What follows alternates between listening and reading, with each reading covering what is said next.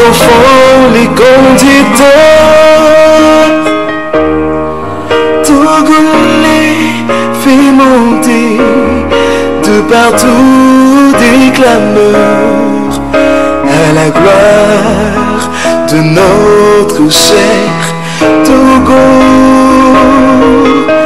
Et célébrer sa beauté éternelle, bénissez le Togo et de ses enfants les conducteurs togolais fait monter de partout des clameurs à la gloire de notre cher Togo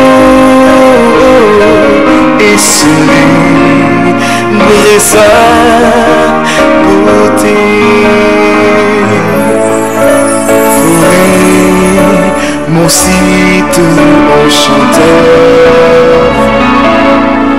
fleuve majestueux, torrent prestigieux,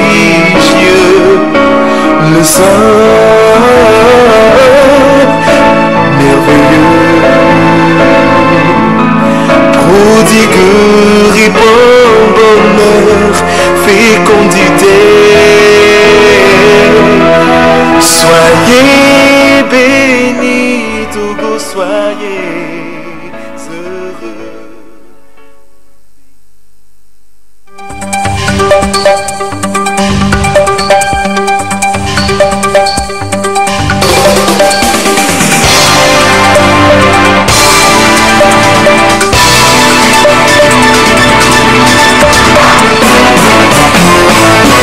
La TVT au cœur de l'information.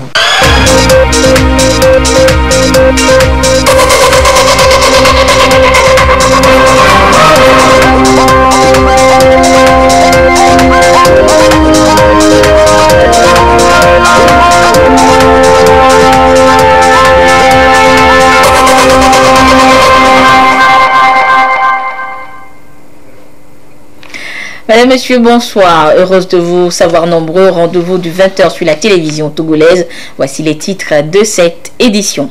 Les travaux de construction du futur pont sur le fleuve Pendjal avancent à grands pas. Les membres du gouvernement y ont fait un tour ce week-end. Vous découvrirez leur impression dans cette édition. Et puis, les acteurs de la chaîne de commande publique découvrent depuis ce matin les nouvelles politiques et procédures de passation des marchés mises en place par la BOAD. Ceci permettra à cette institution sous-régionale de mieux accompagner les pays de l'UEMOA dans leur processus de développement. Voilà donc pour les titres. Un gigantesque pont prend forme sur le fleuve Pendjal à la sortie est de la ville de Mandouri. Un ouvrage qui va faciliter les échanges entre l'est et l'ouest du fleuve. Des membres du gouvernement ont visité l'ouvrage en réalisation long de 180 mètres. Depuis Mandouri, la correspondance de Désiré à l'œil.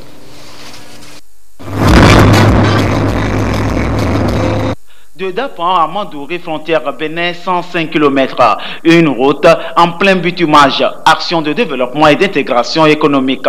Sur le fleuve Pendjal, à la sortie est de la ville de Mandouri, ce gigantesque pont en réalisation. Ouvrage, objet de visite des membres du gouvernement en marge de la fête de Tikbankpaba. L'ouvrage qui va bientôt faciliter et augmenter la fluidité des échanges est à 45% taux d'exécution. Des travaux qui avancent donc au grand bonheur des populations.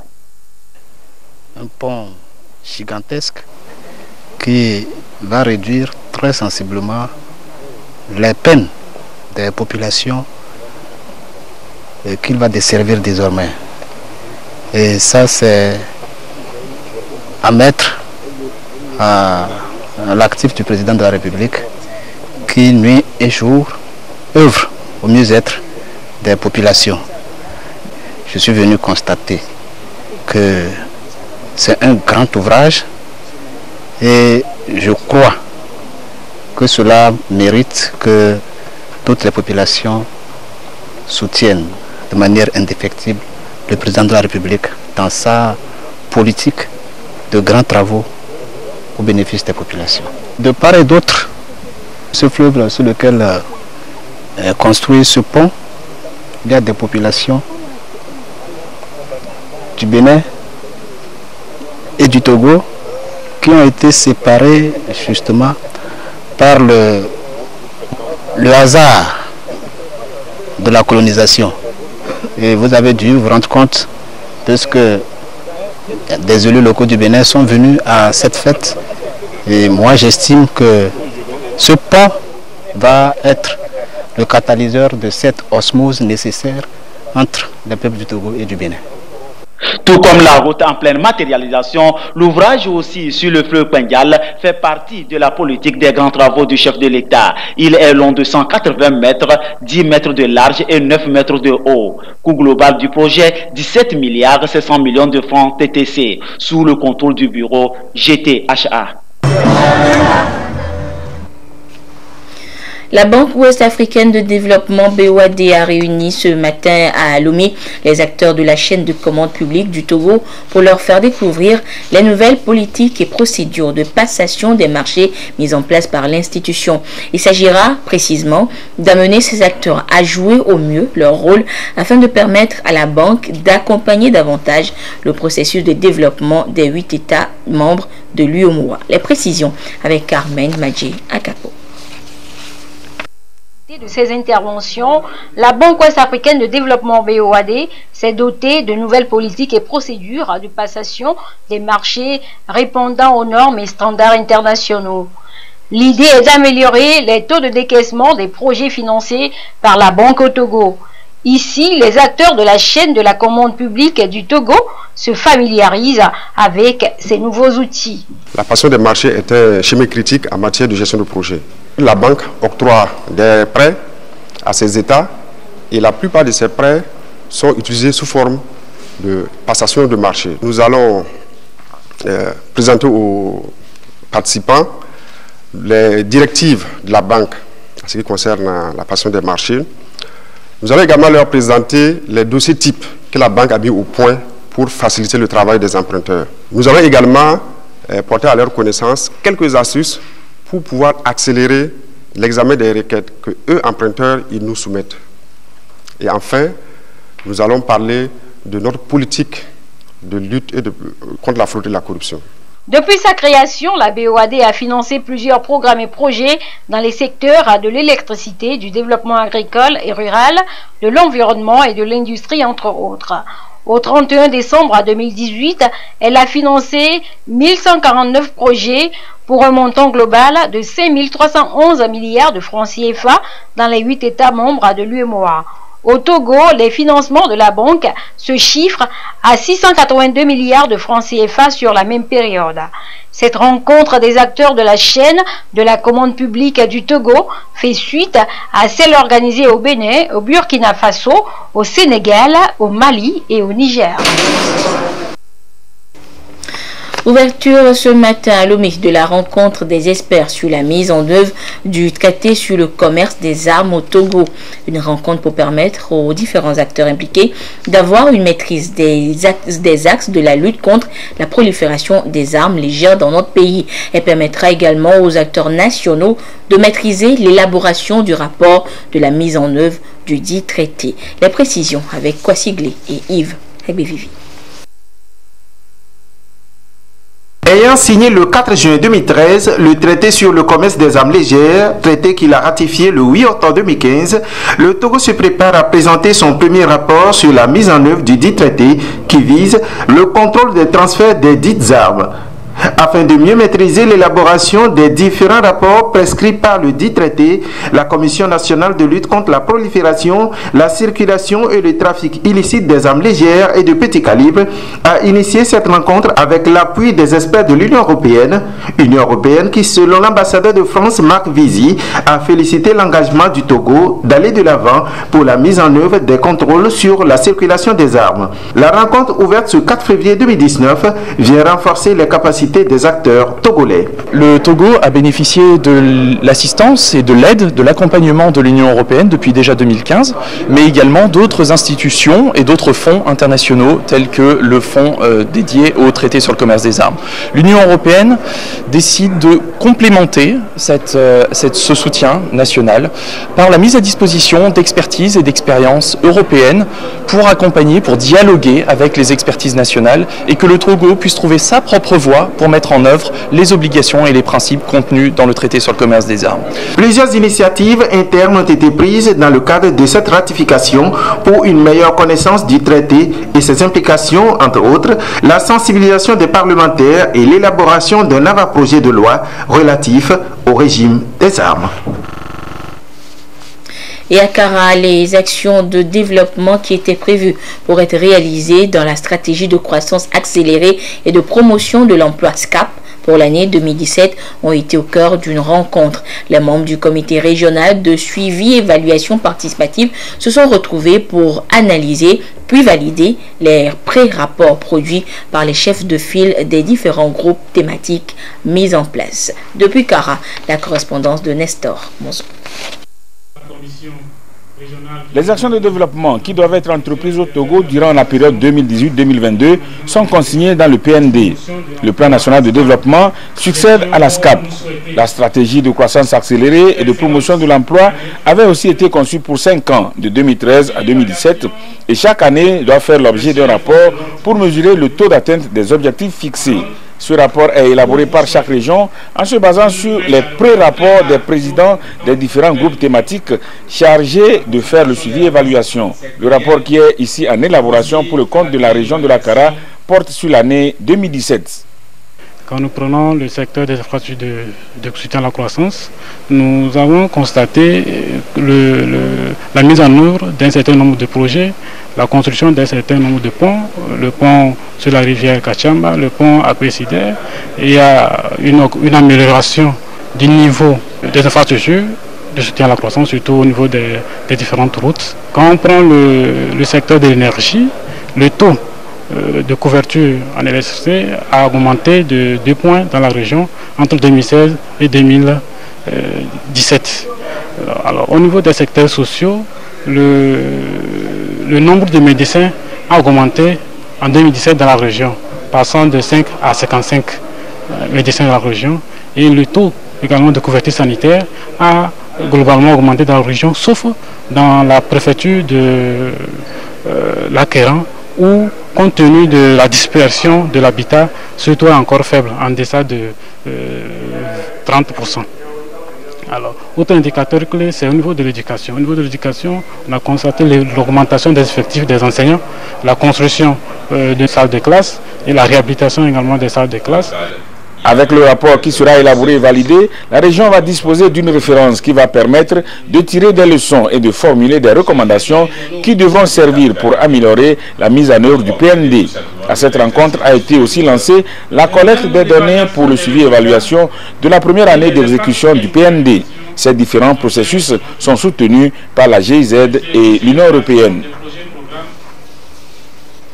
Et restons toujours à Kara pour vous signaler que la délégation de la direction de la protection des végétaux qui est en tournée à l'intérieur du pays est arrivée dans la ville. Elle sensibilise à travers les régions les acteurs du monde agricole à connaître et à mieux lutter efficacement contre la chenille légionnaire qui fait des ravages ces dernières années dans les productions des Togolais. Depuis Kara, nous retrouvons Nestor Monzo.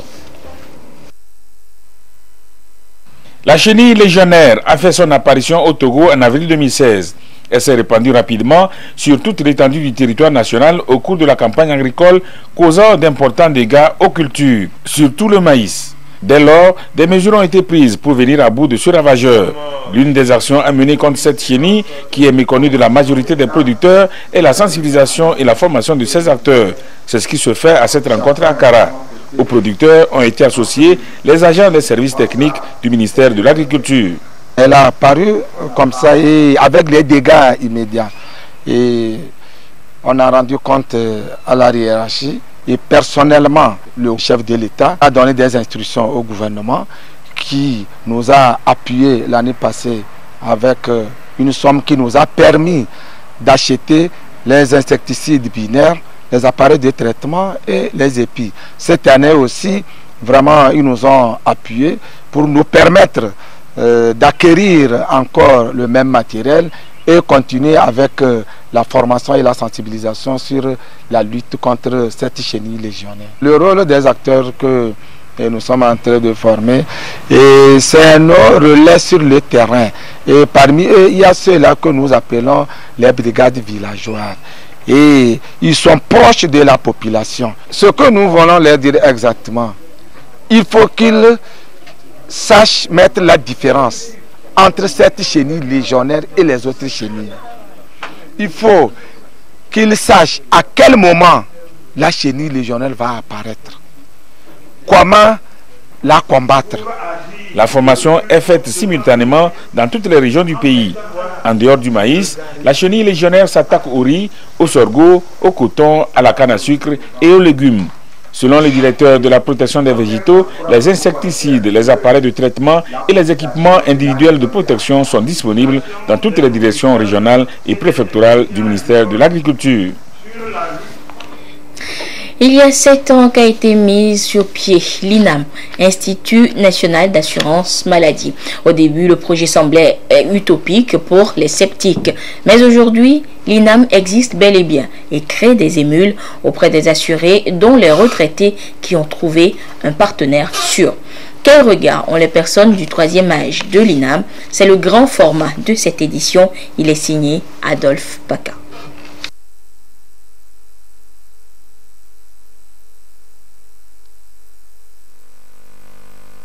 Nous sommes à la délégation régionale de l'INAM, Institut National d'Assurance Maladie. Des assurés qui viennent pour des formalités nécessaires, inhérentes à ce qu'on peut appeler leurs droits. Ce jour-là, Koka Koubassé, un enseignant retraité malvoyant de son état, s'est levé tôt. Il est l'un des tout premiers à prendre place dans cette salle d'attente, accompagné par un de ses fils. Il y a 6 ans, le mal l'attaquait lorsqu'il prenait sa retraite.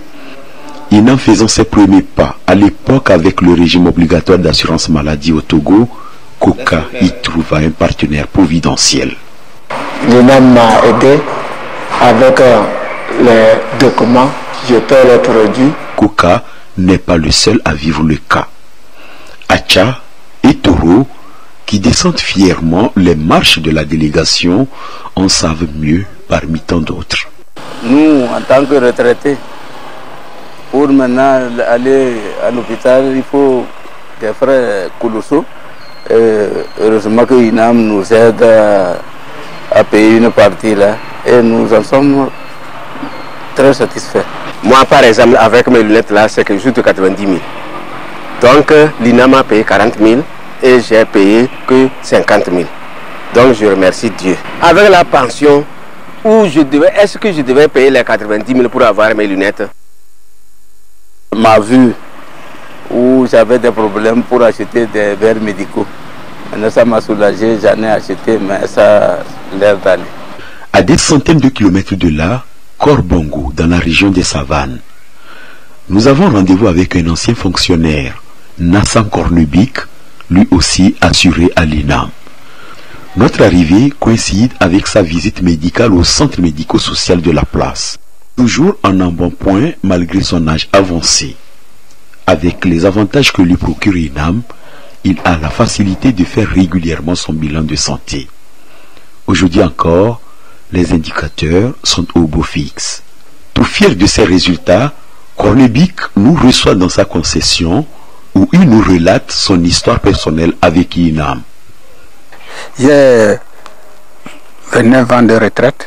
Vous voyez que je suis en forme. À part les produits que je vais prendre chaque mois, à part ça, je suis bien. Depuis ma retraite, je souffrais d'une maladie chronique et je dépensais beaucoup. Mais avec l'INAM, je paie mes produits moins chers. Par exemple, avant, je payais jusqu'à 22 000.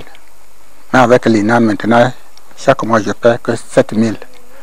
Donc, avec ça, je remercie l'INAM. Pourquoi? Parce que le reste d'argent, j'arrive à subvenir avec ma famille. Avant, si vous êtes malade, si vous n'avez pas d'argent, vous allez mourir. Nassam Cornubic vit avec ses petits-fils et sa femme Brigitte. Cette sexagénaire constate attentivement les bienfaits que procure à son foyer ce régime d'assurance maladie.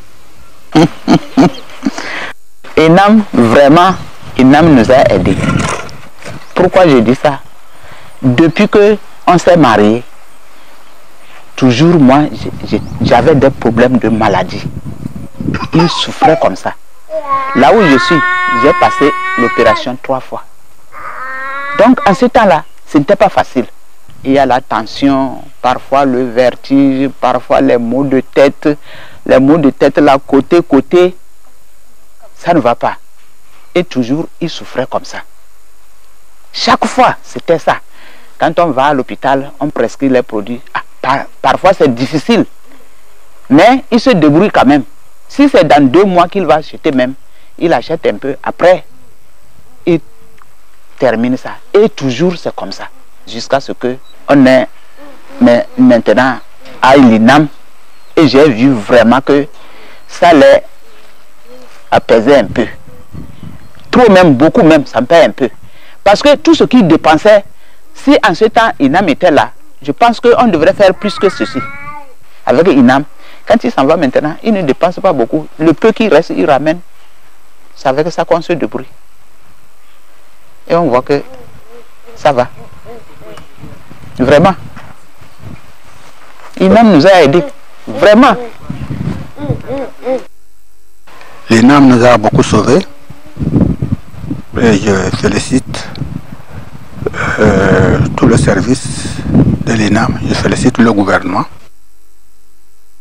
Des personnes âgées, une richesse pour la nation. Cependant, elles demeurent les plus exposées à des pathologies diverses. Et l'INAM ne se contente pas seulement de les soutenir dans les soins. Avec les universités du 3e âge, elle va plus loin pour viser leur bien-être.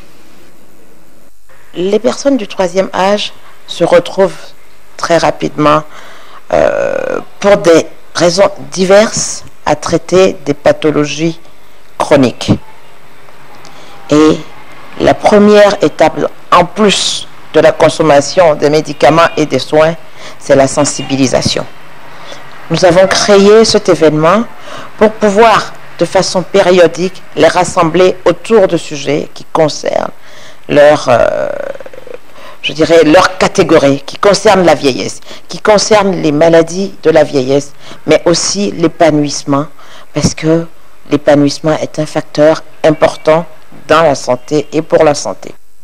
L'INAM est créé par les plus hautes autorités togolaises pour assurer la couverture des risques liés à la maladie, aux soins et à la maternité des populations. Après 7 ans de phase pilote, l'Institut a fait ses preuves. Se soigner n'est plus un souci pour les fonctionnaires togolais et leurs ayants droit. Les fils et filles du Grand Aune ont renoué avec la tradition cette année encore. Ils ont célébré à Mandouri leur fête tournante Tingbampab, fête de retrouvailles, pour également remercier les mânes des ancêtres pour la bonne récolte. Occasion donc de leur présenter les prémices et faire des projections pour la saison prochaine. Les échos de cette célébration avec Désiré Aloy. La protection des enfants vulnérables victimes des vices qui leur sont infligés interpelle davantage la société selon les acteurs de lutte contre ces cas sociaux. C'est donc dans ce cadre que l'étude de base du projet de protection des enfants migrants le long du corridor Abidjan-Lagos a recommandé la création d'une micro-banque à leur profit. Ce jour, c'est donc chose faite. Le partenaire de Terre des Hommes, le groupe EcoBank, a lancé officiellement le projet SAVA pour mettre à l'abri les petits revenus des enfants exerçant dans la rue. Une chose de protéger les enfants, mais une chose aussi de pouvoir avoir avec eux des projets de vie qui leur permettent de se retirer de la rue. Il est question de pouvoir présenter le projet au grand public et faire une communication autour de ce projet et pouvoir inviter toutes les parties prenantes à accompagner les partenaires de ce projet. L'aboutissement du projet SAVA permettra à au moins 150 enfants migrants en situation d'avoir accès aux services financiers, une sécurité et une indépendance. Grâce au projet SAVA, les enfants pourront épargner leur argent via l'application de EcoBank. Ils seront en meilleure sûreté physique, ils ne seront plus volés chaque nuit et on n'aura plus recours à la violence contre eux. Ils seront aussi autonomisés parce qu'ils pourront, grâce à l'argent qu'ils auront épargné petit à petit, sortir du cycle de pauvreté, c'est-à-dire soit rentrer chez eux, retourner à l'école ou développer un projet de vie de long terme grâce aux petites économies qu'ils auront pu mettre de côté.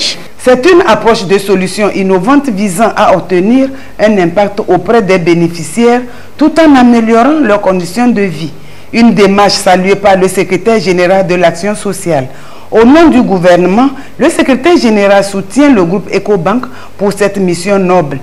Il a en outre exhorté les acteurs à entretenir le processus de sécurisation financière des enfants migrants et de rue.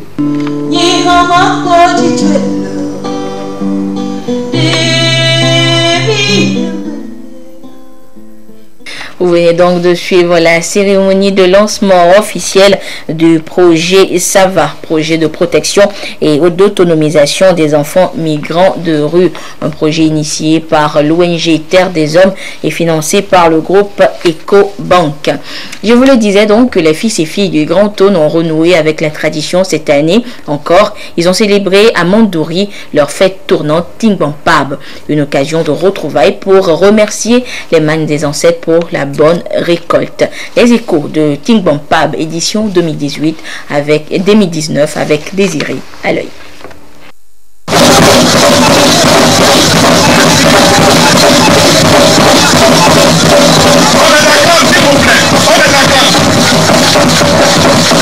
Tingbampab, l'expression d'une identité culturelle. Sous un ciel d'argentan, les peuples Moba, Gourmand, Bissa, Mossi et Peul célèbrent leur fête traditionnelle.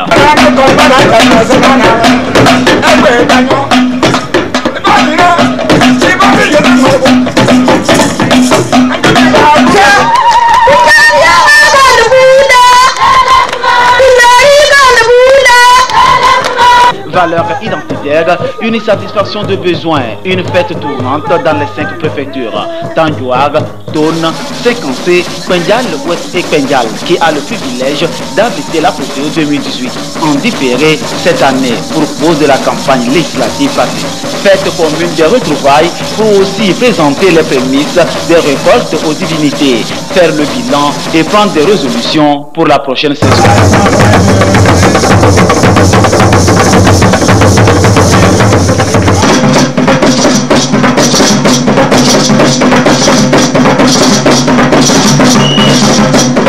Après avoir fait les récoltes, il faut remercier les membres de nos ancêtres. Et cette fête permet que tous les natifs de Grand Aune, partout où ils se trouvent, ils reviennent ensemble, on collabore, ensemble on fait le festin. La culture qui existait, ça nous permet de conserver cette culture. Ça permet que la génération future puisse aussi encore voir comment nos grands-parents célébraient cette fête. Il y a par exemple Calment. Ça se fait avec le haricot, la farine du haricot. Il y a Fli. Ça se fait avec la farine, en plus quelques herbes. Il y a la sauce de la moutarde. Il y a la pâte du petit mil, la pâte du sorgho. Et il y a le haricot.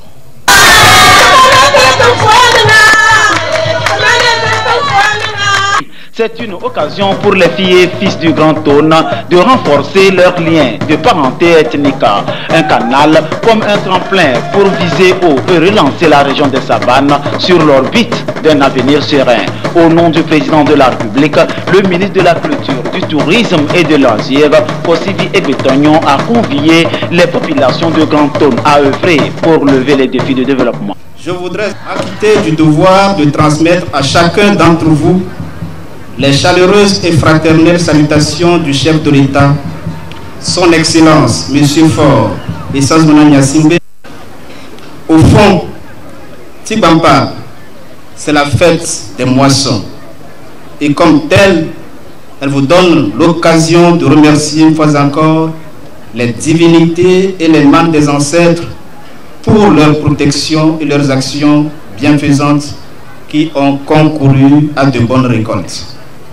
Vous avez bien voulu faire de Tibampa cette année un moment de retrouvailles et de réflexion entre vous, natifs du Grand Tône, autour des questions liées au développement de votre milieu.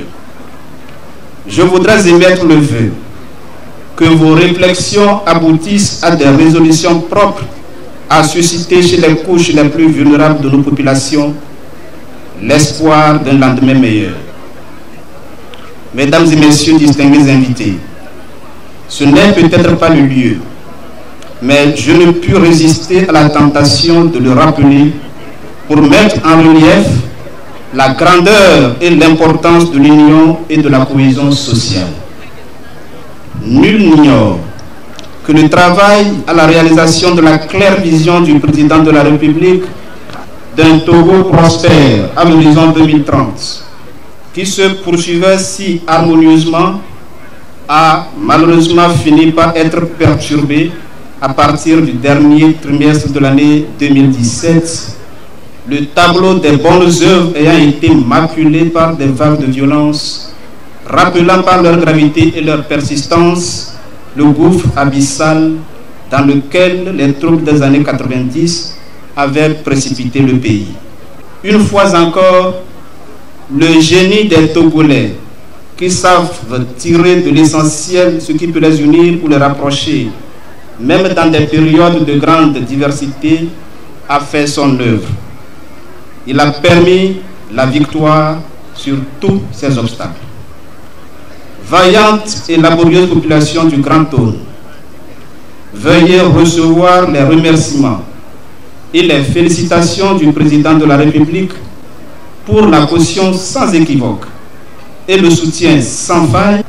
Nos richesses culturelles ainsi que leurs diverses expressions doivent favoriser la paix, la solidarité et la cohésion sociale qui sont des valeurs chères au président de la République, son Excellence, M. Faure et Sos Miranya Singé, car elles sont des atouts et des facteurs indispensables à un véritable développement durable.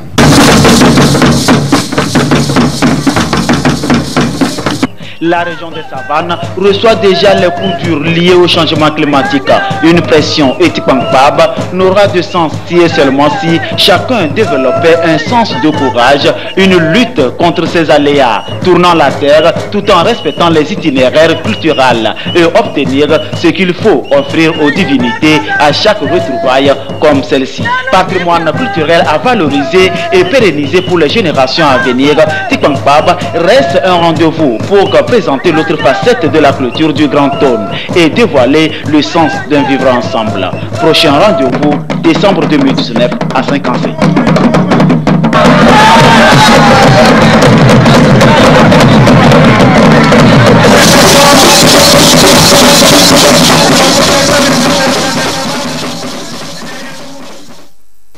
Je vous donne à présent lecture de cette série de communiqués du ministre en charge de l'enseignement supérieur. Le ministre de l'enseignement supérieur et de la recherche communique. Il m'a été donné de constater qu'un grand nombre d'élèves ne sont pas inscrits sur les listes de l'examen du baccalauréat de la session de juin 2019 à la fin du délai prévu. Je voudrais porter à la connaissance des inspecteurs du secondaire, des responsables d'établissements scolaires, des parents d'élèves et de tous les retardataires qu'un délai supplémentaire de 5 jours allant du lundi 11 au vendredi 15 février 2019 inclus leur est accordé pour le versement des droits d'inscription et l'inscription en ligne des candidats concernés.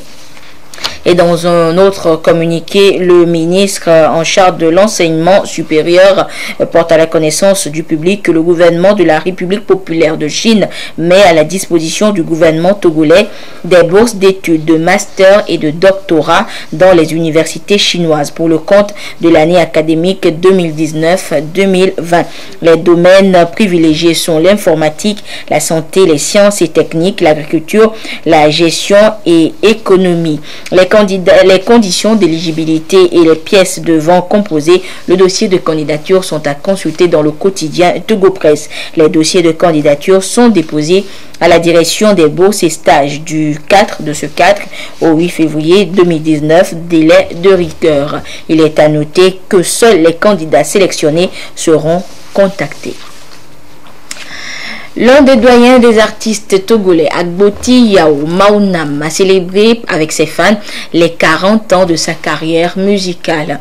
Avec des artistes nationaux et internationaux, il a rendu grâce à Dieu, non seulement pour sa vie, mais également pour son métier, la musique. Le film de la soirée d'hier avec Ekwe Salah.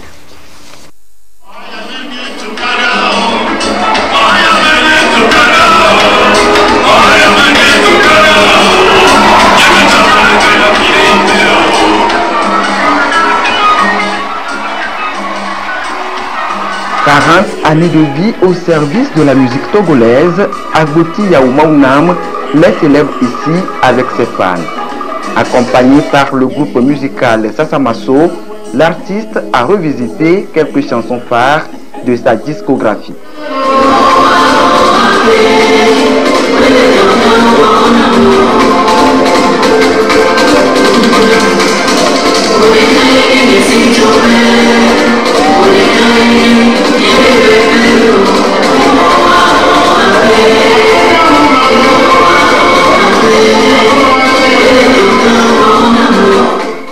Plusieurs figures emblématiques de la musique togolaise et étrangère sont venues partager ce moment de joie avec celui qu'ils appellent tous Maître Agboti.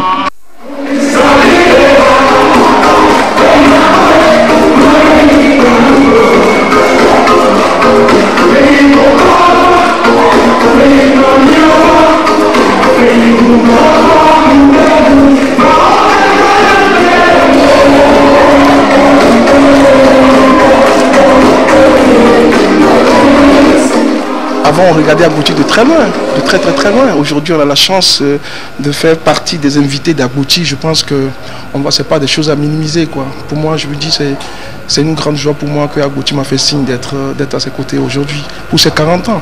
Parce que nous, on se pose la question. Mon premier album est sorti en 96. Je rentre dans mes 23 ans de carrière et je me pose la question si on peut être encore sur scène jusqu'à 40 ans aussi.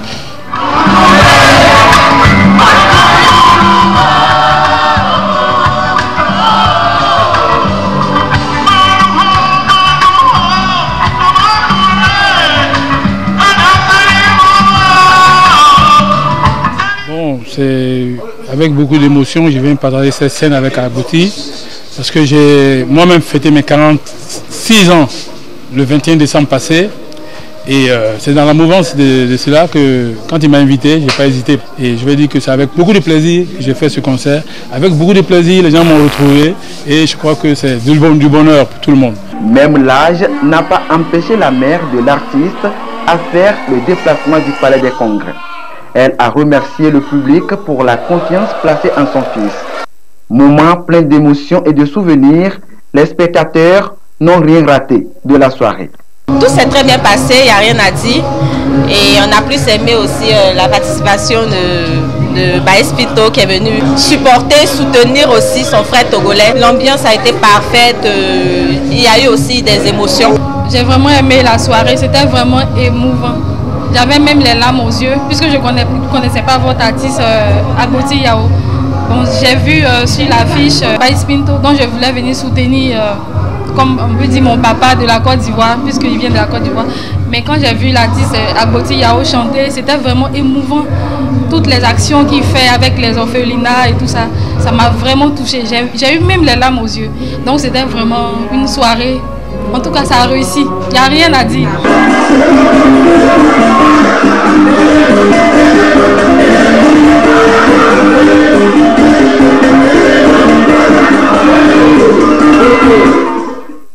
l'Éternel a conduit les Israélites pendant 40 ans. Ça m'a inspiré aussi. Et pendant 40 ans qu'il m'a protégé et que je chante toujours pour l'honneur et pour sa gloire. Ça m'a permis d'être celui-là qui reconnaît l'existence de l'Éternel. C'est pourquoi ces 40 ans, c'est pour dire merci à l'Éternel et lui rendre la gloire. Humoristes comme artistes de la chanson, ils sont une dizaine de la jeune génération à prendre part à la célébration de ce jubilé d'émeraude.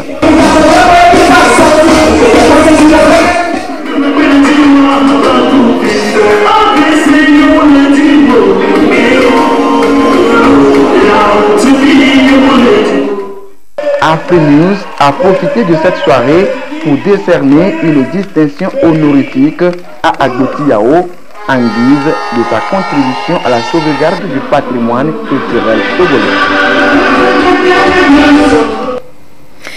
Et voilà, donc c'est sur les 40 ans de carrière de Agboti Yao que se referme cette édition. Mais avant de vous quitter, sachez que la direction générale de la compagnie énergie électrique du Togo CET informe son aimable clientèle que suite à des travaux de réparation des pylônes de la ligne d'évacuation d'énergie de la CEB en provenance du Nigeria, la fourniture de l'énergie électrique est susceptible de connaître des perturbations durant la durée des travaux dans les localités et villes suivantes: Aného, Tchévier, Tabligbo, Vaughan, Enfoin, Palimé, Amlamé, Pélé, Daïn, Notien, Atakpami, Blita, Sokode, Tchamba, Kara, Bassa, Niamtougou, Kanté et leurs environs. Les équipes techniques de la CEB et de la CET sont à pied d'œuvre pour la réparation et un retour à une situation normale dans les meilleurs délais. La direction générale de la CET présente ses excuses à la clientèle pour d'éventuels désagréments et la remercie pour sa bonne compréhension. Et ainsi se referme cette édition. Merci de votre fidélité à la télévision togolaise. Excellente suite de nos programmes. Au revoir.